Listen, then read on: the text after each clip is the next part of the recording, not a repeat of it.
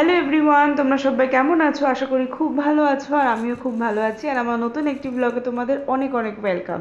আজকে হলো 31 মে। তো কালকের দিনটা আমার কাছে খুব স্পেশাল, কারণ কালকে হলো 1 জুন, আমার মায়ের জন্মদিন। তো আজকে রাত্রিবেলা খাওয়া দাওয়া হয়ে যাওয়ার পরে আমি এরকম কেক বানিয়েছি, তো কেকটা এরকম রেখে দিলাম ঢাকা দিয়ে, কালকে আনমোল করবো সকালবেলা। আর এই কাবলি চানা আমি ওভারনাইট সোকিংয়ের জন্য রেখে দিয়েছিলাম। তো এখন আমি আজকে আজকে 1 জুন, আজকে অনেক সকাল সকাল ঘুম থেকে উঠেছি। মাকে বলছি তুমি একদম রান্নাঘরে আসবে না, আজকে সব রান্না আমি করবো। তো যাই হোক, তো এখানে কাবলি চানাটা একটুখানি গোটা গরম মশলা আর হচ্ছে একটুখানি বেকিং সোডা দিয়ে আমি সিটিতে বসিয়ে দিলাম। আর এখানে একটু ধনের গুঁড়ো, জিরের গুঁড়ো, নুন, হলুদ, চিনি, শুকনো লঙ্কার গুঁড়ো সব দিয়ে একটা পেস্ট বানিয়ে রাখলাম। অ্যাকচুয়ালি আজকে স্যাটারডে, তো আমরা একদম ভেজ খাই, মানে পেঁয়াজ রসুনও খাই না। তো আজকে যতগুলো রেসিপি দেখবে সব রেসিপি হলো একদম ভেজ রেসিপি। তো এখানে আমি পরোটার জন্য ময়াম দিয়ে ভালো করে আটা ময়দা মিশিয়ে ওটা রেখে দিলাম বানিয়ে।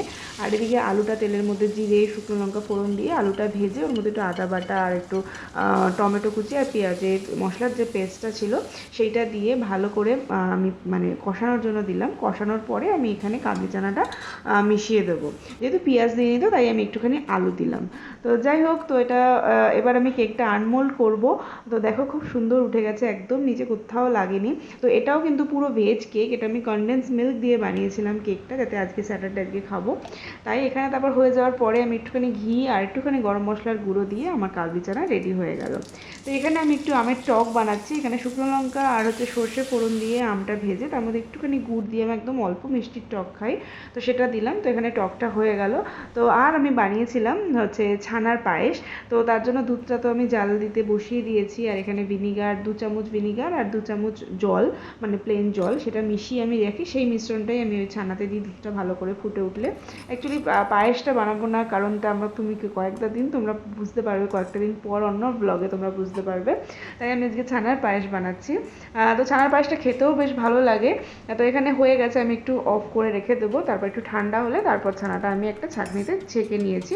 আর ভালো জলে আমি ভালো করে ছানাটাকে ধুয়ে নিলাম, যাতে ভিনিগারের গন্ধটা চলে যায়। এবার একে একে আমি পরোটাগুলো আমি বেলে নিয়ে করে নিয়েছি। আমি গোল শেপেরই পরোটা করেছি, কারণ আমাদের একটা জায়গায় যেতে হবে। তো এখানে 1 লিটার দুধ আমি বসিয়েছি, আর ওখানে 500 দুধের যে ছানাটা, সেই ছানাটা মেশাবো, মানে এই দুধটা একটু ফুটে উঠলে। তো দুধের মধ্যে একটুখানি আমি স্যাফরন দিয়েছিলাম, যাতে খুব সুন্দর কালার হয় আর গন্ধটাও বেশ ভালো লাগে। আর একটুখানি আমন্ড কুচি করে দিয়েছিলাম, তো পরে ওটা মিশিয়ে দিয়েছিলাম। তো অ্যাকচুয়ালি আমার মেয়ের আজকে সাঁতার রয়েছে, তো আমরা সবাই মিলে আজকে যাব। আমি রান্নাটা এই কারণে করছি, পুরো রান্না না, লাঞ্চটা আমি এসে করব। কিছুটা করে যাচ্ছি আর কিছুটা ব্রেকফাস্ট বানিয়ে নিয়ে যাচ্ছি। আমরা ওখানে গিয়ে ব্রেকফাস্টটা খাবো। তো এখানে সেইগুলোই আমি প্যাক করছি, পরোটা, কাবলি চানা, তো এগুলো নিয়ে যাব। পায়েসটা আমি এখানে অফ করে রেখে দিয়ে গেছি, তো এসে দেখবো ওটা কতটা কনসিস্টেন্সিটা অনেকটা গাঢ় হয়ে যাবে। তো যাই হোক, এখানে আমার প্যাকিং রেডি। আর বাড়িতে আমরা কেক কেটে তারপরে আমরা ঘর থেকে বেরোবো। তো বেশ পিকনিক পিকনিক লাগছে। টিস্যু পেপার, যে কাগজের প্লেট হয়, সব কিছু নিয়ে নিয়েছিলাম। কাবলি চানাটা এরকম সুন্দর থকথকে মতো হয়েছে, তো এটাও প্যাক করে নিলাম আমার ব্যাগের মধ্যে। সব গুছিয়ে টুছিয়ে আমরা এখন বানিকার ক্লাবে যাব। সেখানে সুইমিং হয়ে যাওয়ার পরে যে গ্রাউন্ড আছে সেখানে বসে খাওয়া দাওয়া করবো। এনজয় করো পুরো ব্লগটা। এটা কি তোমার প্লেটের উপর প্লেটটা এইরকম হবে না? দাঁড়াও, মা এদিকে তাকাও, আগে ফু দিয়ে নাও। কে ফু দিচ্ছে? Happy birthday to you, happy birthday to you, happy birthday dear দিদা, হ্যাপি বার্থডে টু ইউ।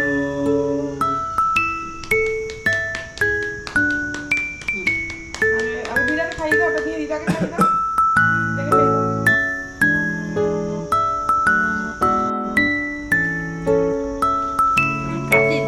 দাঁড়াও দাঁড়াও দাঁড়াও, আমি খাবো না, এখন এখন না, তুমি দিয়ে দিই। ভালো হয়েছে কেকটা? হ্যাঁ ভালো হয়েছে। তো এখন তো এই 9:15-20 মতো বাজে। তো আমরা তো ক্লাবের উদ্দেশ্যে রওনা হয়ে গেছি। অ্যাকচুয়ালি 9:45 থেকে সুইমিংয়ের টাইম, তো 10:30 এখন মানে 10:30 অবধি। তো ওই 45 মিনিট সুইমিংয়ের সময় আমি একদম ক্লিপ নিতে পারিনি, কারণ মেয়েটা বড্ড ভয় পায়, তো ওকে কনস্ট্যান্ট বলতে হয়, পুশ করতে হয়। তো অনেক ধীরে ধীরে অনেকটাই ওর ভয় কেটেছে। তো এখন আমরা ব্রেকফাস্ট করছি, 11:30 মতো বাজে। মাও খুশি, রোহান খুশি, মেয়ে খুশি। খুব মানে বার্থডে এরকম একটা জায়গায় ব্রেকফাস্ট করা, এর থেকে মনে হয় না ভালো কিছু শুরুয়াত হতে পারে, তাই না?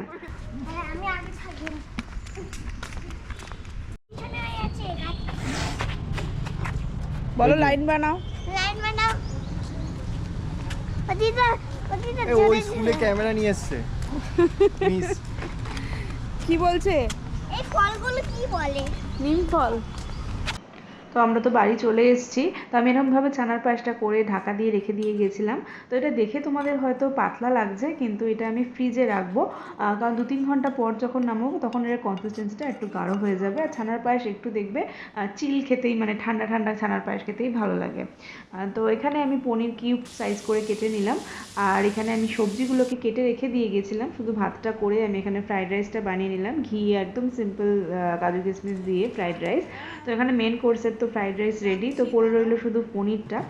তো এখানে পনিরটা আমি ভাজবো। আমি রান্না করি ঠিকই, কিন্তু জানি না কেন তেলের কড়াইতে কোনো কিছু ছাড়তে গেলে না আমার প্রচণ্ড ভয় লাগে, মনে হয় তেল ছিটলো। তো এখানে পনিরটা ভেজে আমি এখানে লিউকওয়ার্ম যে দুধ হয় সেই দুধের মধ্যে আমি পনিরটা ভিজিয়েছিলাম, তাতে পনিরটা একটু নরম হবে। আর আমি রেসিপিটা ছিল দুধ পনির। তো একটুখানি মেথি আর গোটা গরম মশলা ফোড়ন দিয়ে তার মধ্যে আদা বাটা, কাজু বাদাম বাটা, চারমগজ বাটা, পোস্ত বাটা দিয়ে ভালো করে নেড়ে একটু রোজ ওয়াটার দিয়েছিলাম, এতে খুব সুন্দর একটা গন্ধ হয়। তারপর একটু তেল বেরিয়ে আসলে তার মধ্যে আমি দুধ সমেত যে পনিরটা রেখেছিলাম সেই পনিরটা আমি দিয়ে দেবো। তো এটা পুরো সম্পূর্ণ দুধে রান্না করেছি, কোনো জল ইউজ করিনি, একদম সাদা রঙের হবে। একটু চিনি দিতে হয়, একটু মিষ্টি মিষ্টি ভালো লাগে। তো এই যে দেখছো বাঁধাকপি, এটা কিন্তু লিস্টে ছিল না। অ্যাকচুয়ালি রোহান হঠাৎ করে বলল যে একজনকে বলবে, মানে দুজন বাড়িতে খেতে আসবে, তো তাদেরকে খাওয়াবো। তো তারা একদম ভেজ, তো তাদেরকে স্পেশালি শনিবার বলার উদ্দেশ্য, কারণ তারা ননভেজ খায় না, একদম ভেজ খায়।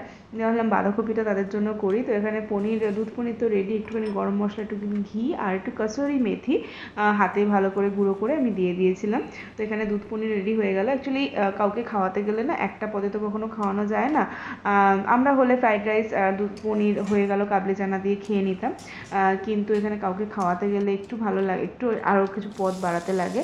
তো এখানে আমি আলু দিয়ে করেছিলাম। এটাও একদম সিম্পল, সর্ষে ফোড়ন, টমেটো দিয়ে, আদা দিয়ে আর বাকি মশলা দিয়ে কষিয়ে বাঁধাকপি করেছিলাম। তো বলে না, মায়েরা কিন্তু ফাঁক খোঁজে কোথায় হেল্প করা যায় তার সন্তানকে, তাই না?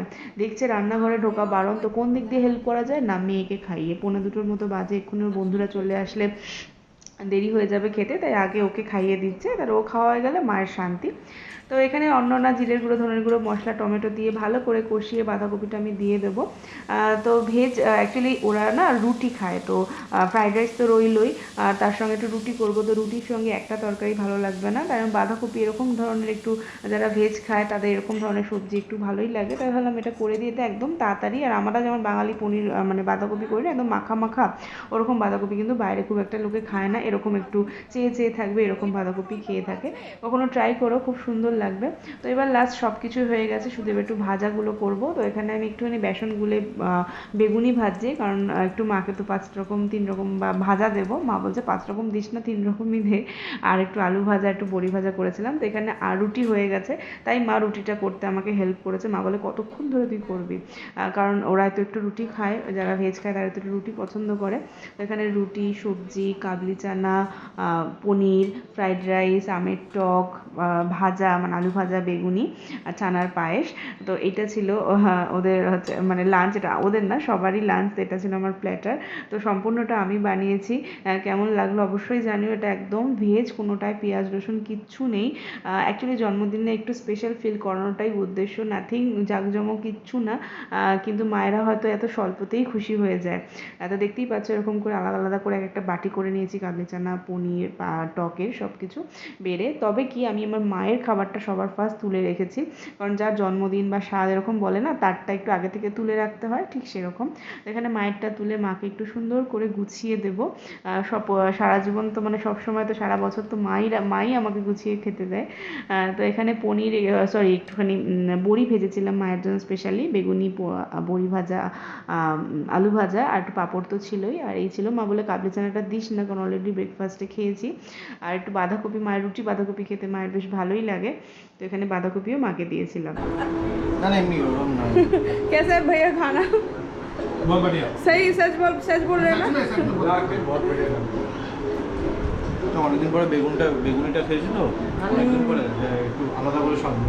আজকের ব্লগটা এখানেই শেষ করছি। এটি ছিল আমার মায়ের বার্থডে ব্লগ। তোমাদের যদি ভালো লেগে থাকে প্লিজ লাইক করো, কমেন্ট করে জানিও। সবাই খুব ভালো থাকবেন, দেখা হবে নতুন একটি ব্লগে। Thank you for watching, bye by.